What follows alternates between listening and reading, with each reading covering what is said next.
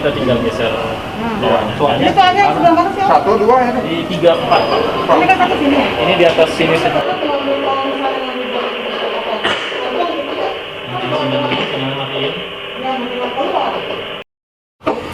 Ya, jadi memang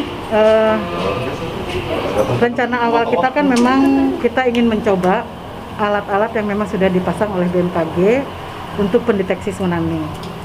Ini kalau kita tidak coba juga kan kita tidak tahu seberapa berfungsikah alat-alat ini. Nah, tadi kita sudah coba untuk melakukan tes suara, dan memang kalau mendengar sama-sama oleh kita mendengar secara langsung, ini kan tidak maksimal ya. Kita saja yang ada di sini tidak suaranya tidak begitu kedengaran, apalagi di masyarakat yang jauh. Nah, ini mungkin menjadi evaluasi juga buat BMKG dan buat BPBD, bagaimana kita mengupayakan alat ini bisa bekerja secara maksimal. Nah, dengan alat yang nanti kita bekerja maksimal, kita kan tentunya harus continue mengetes alat ini sesuai dengan hari kesiapsiagaan bencana itu kan setiap tanggal 26. Jadi kita sepakat setiap tanggal 26 kita akan melakukan uji coba untuk tes bunyi sirine pendeteksi tsunami. Masukan dari BPBD sendiri Bu kepada BMKG? Masukannya sih saya berharap BMKG secepatnya memperbaiki atau secepatnya memaksimalkan fungsi daripada alat-alat yang memang sudah dipasang oleh mereka. Di luar dengan alat ini Bu, langkah mitigasi lain dari BPBD seperti apa?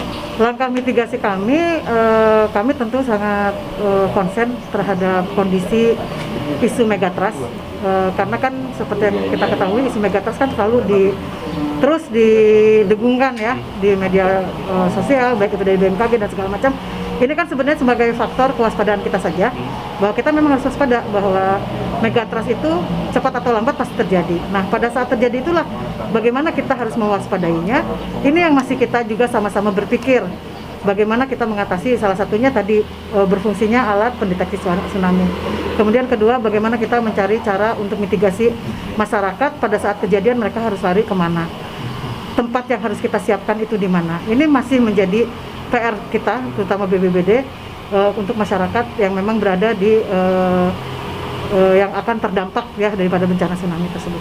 Data dari BPBD sendiri Bu, ada berapa titik sih yang kira-kira bakal terkena zona megatrust di Kabupaten Sukabumi? Kabupaten Sukabumi mungkin yang paling parah tuh karena banyak penduduk ya. Yang kalau banyak penduduk saya pikir ini yang paling ini ya kita di sini Pelabuhan Ratu ibu kota, kemudian di Ciracap, Ujung Genteng.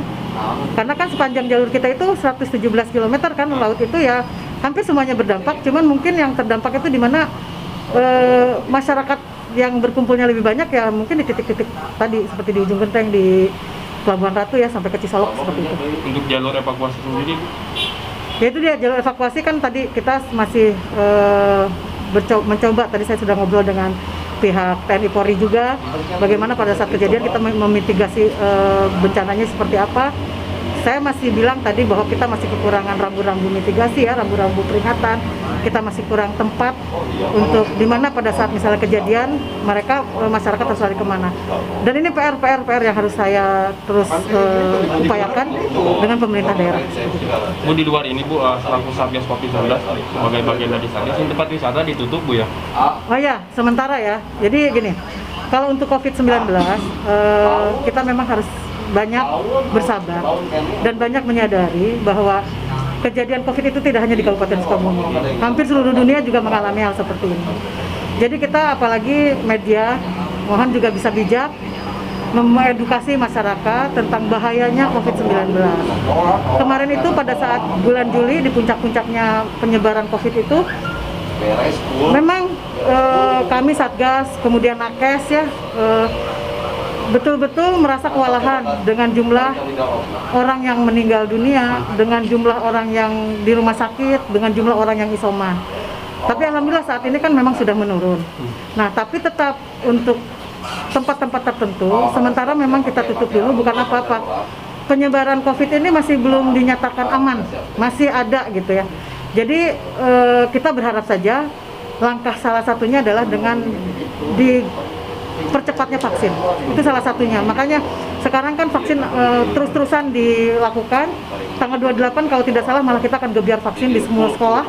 Dan itu mudah-mudahan masyarakat bisa ikut serta menyadari bahwa vaksin adalah salah satu supaya kita segera terbebas daripada COVID. Kalau misalnya masyarakat sudah mulai terlindungi dengan vaksin, apalagi mereka prokes terhadap terhadap masker, insya Allah lah gitu ya.